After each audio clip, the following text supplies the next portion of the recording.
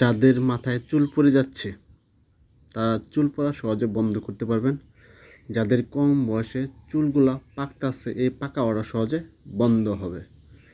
চুলগুলা জড়জড়া কালো হবে, খুব সুন্দর হবে। এটার জন্য আপনারা নেবেন প্রথমত এইরকম জবা ফুল নেবেন, 5টা বা 7টা জবা ফুল নেবেন 2 চামচ কালিজিরা, আর নেবেন এরকম তেজপাতা নেবেন 2টা। এটা নিয়ে পাটায় বাইরে একটা পেস্ট করবেন।